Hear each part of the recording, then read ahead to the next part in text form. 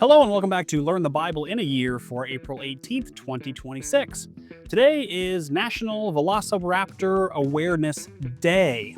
Just think, there are so many people in this world that are unaware of velociraptors, and today is a day dedicated to making people aware of velociraptors. So do your part.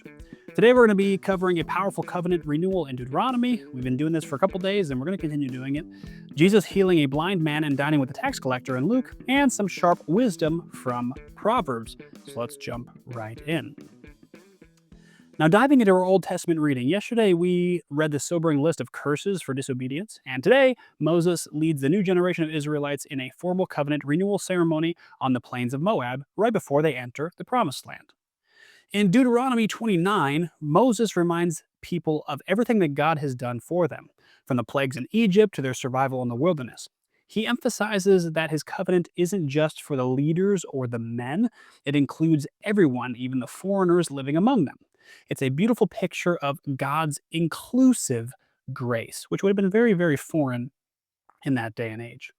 But Moses also gives a stern warning against presumption. He warns against anyone who hears the words of the covenant and thinks, I'll be safe, though I persist and go my own way.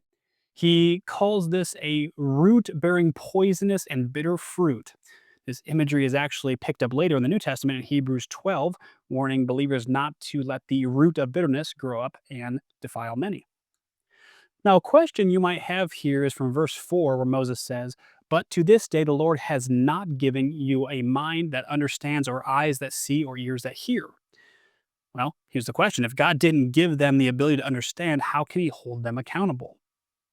The cultural and biblical context that answers this is that Moses is highlighting a profound spiritual blindness. It's not that God literally withheld their physical or intellectual faculties. They saw the Red Sea part, they ate manna, but their hearts remained dull to the deeper spiritual implications. This verse is a humbling reminder that intellectual understanding of theology or history is not enough.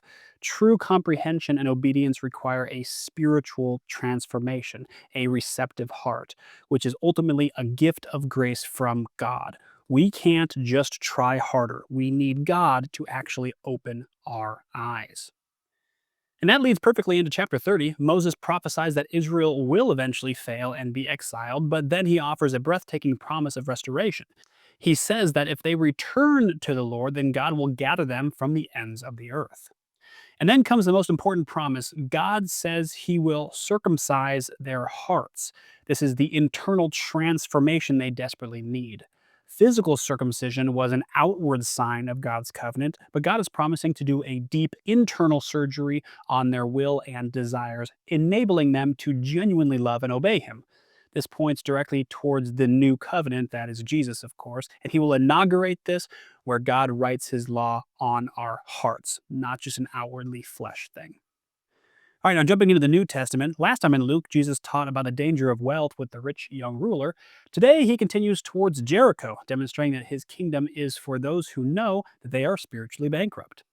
At the end of chapter 18, Jesus plainly tells his disciples that he's going to Jerusalem to be mocked, flogged, and killed, and then he will raise up on the third day.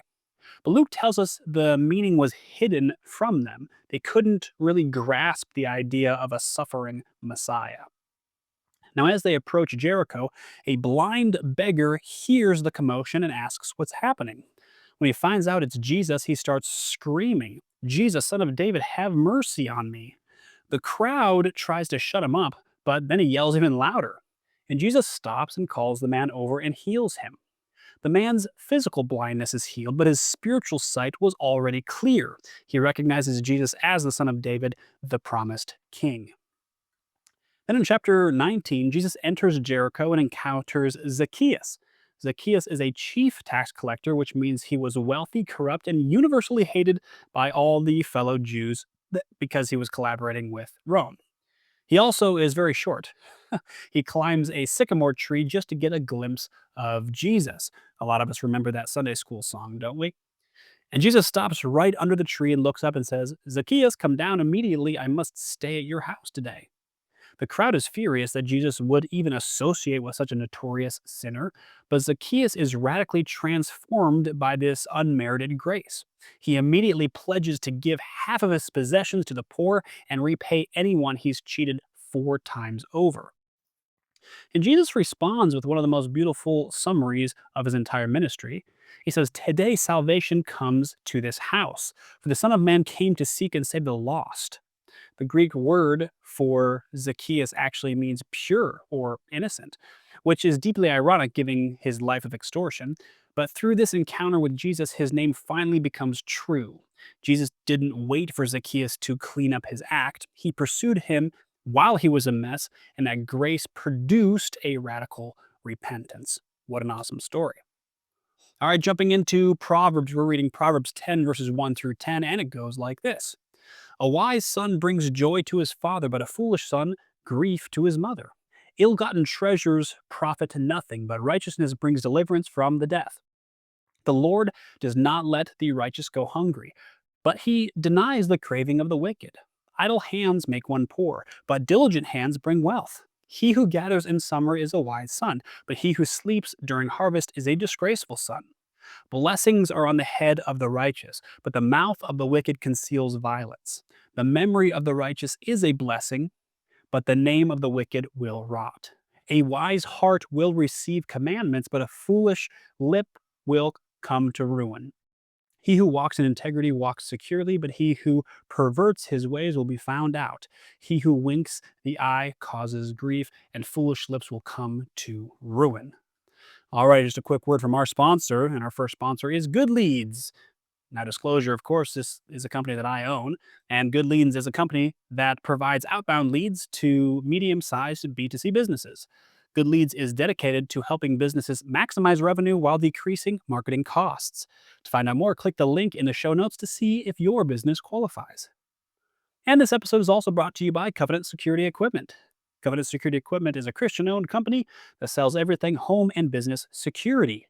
Things like safety windows and doors and walls and safes and, well, you name it. They really have everything over there. Go to covenantsecurityequipment.com to find out more. All right. What was your main takeaway from today's reading? My main takeaway was definitely Jesus' encounter with Zacchaeus. Now, I mentioned this earlier this week, but I'm in the process right now of preparing a sermon for this coming Sunday all about the prodigal son. And I was reading through Tim Keller's book, which is titled The Prodigal God. I recommend that book for anybody who hasn't read it. I have no affiliation with it, it's just a good book. And in that book, Tim Keller talks about the older son, um, and then the difference between the older son and the true older son. And the true older son is Jesus, right? What's the main difference between what we see as these Pharisaical types and Jesus? Well, one main difference is that the, and I'm putting this in air quotes, the younger son types, they flock to Jesus, but they couldn't be found dead around the Pharisees, right? So that's something I've been mulling over the last couple of days. And I think this applies to the Zacchaeus story as well. People in the crowd were shocked that Jesus would spend his time with such a big sinner, if you will. But that's totally within the nature of Jesus. Younger brother types flocked to Jesus. So, how do we apply that to our own life? Well, here's a question: are younger brothers flocking to you? Right? I mean, I've experienced this in my own life. There's been times where I've been a lot like an older brother, a lot like a Pharisee. And in those periods of time in my life, I don't have a whole lot of younger brother types coming out of the woodworks to try to find me. But in the periods of my life when I've submitted my life to Christ fully and really sought his face, it's kind of insane how younger brother types find you. They just like, I don't know, it's like a zombie movie. That's kind of a grotesque thought, but it's kind of like a zombie movie. They just come out of everywhere trying to find you. And that's the way that Jesus was like when he was here on this earth. And that's a good litmus test for us. If we are following in Jesus with our full life and our full hearts, is our younger brother types finding us, just like Zacchaeus found Jesus. Well, that was a little long-winded. When is this guy ever going to stop talking? All right, well, that is the end of today's episode, and I will see all of you cool cats again here tomorrow.